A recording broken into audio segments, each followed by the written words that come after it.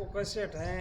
एक संस्कृत का श्लोक है, आलस्य कुतो विद्या, अविद्या से कुतो धनम, अधन से कुतो मित्रम, अमित्र से कुतो सुखम। एक संस्कृत का श्लोक है, बहुत बढ़िया। इसमें बात बताई गई है कि एक आलसी आदमी को विद्या कहाँ है। विद्या चाहने को वाले को आलस्य त्याग देना चाहिए। इसमें बताया गया है कि आलस्य मनुष्य, जीवित मनुष्य की कब्र बताया गया है, तो आलस्य को त्याग देना चाहिए। और बिना विद्या के धन कहाँ से प्राप्त करेगा वो आदमी, तो भी उसको आलस्य त्याग करके और विद्या अध्ययन करना चाहिए। विद्या प्राप्त करेंगे तो धन प्राप्त होगा, और धन प्राप्त होगा तो हमारे मित्र भी बहुत सारे हो जाएंगे, और मित्र जब होंगे तो हमें सुख ही सुख है। इस तरह से एक संस्कृत का श्लोक है।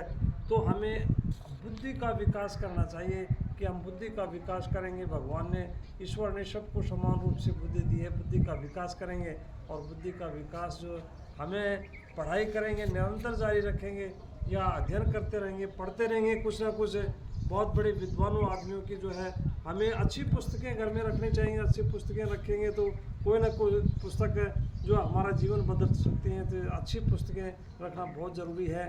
तो इसमें एक बुद्धि के विकास के लिए एक बताया गया है कि एक छोटा सा एक कहानी चुटकुला है, वो बता दूं आपको कि एक सेठ था। एक सेठ के बहुत बड़ी फैक्ट्री थी उसमें, और बड़ी फैक्ट्री के बाद में उसमें एक दिन उस फैक्ट्री में कोई खराबी आ गई उसमें, और खराबी आने के बाद में एक इंजीनियर को बुलाया गया। तो इंजीनियर ने आकर के देखा कि उसको फैक्ट्री में कहीं ना कहीं कोई गड़बड़ है।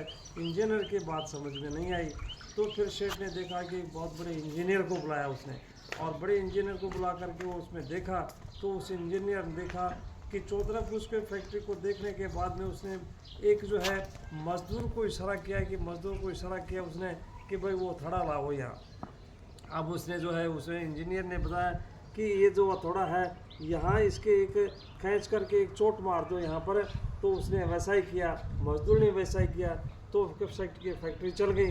तो फैक्ट्री चलने के बाद में जब वो पैसे का लेन देन उसमें उसकी आएगी, तनख्वाह की आगे, मजदूरी की आएगी, मानदेय का आया, तो जो है उसमें सेठ ने कहा कि भाई बोलो, आप हमारी फैक्ट्री चल गई है, बहुत अच्छा किया आपने, धन्यवाद दिया, तो आपके पैसे बताओ। तो उस इंजीनियर ने बताया कि साहब मेरे 1,00,000 रुपये हैं।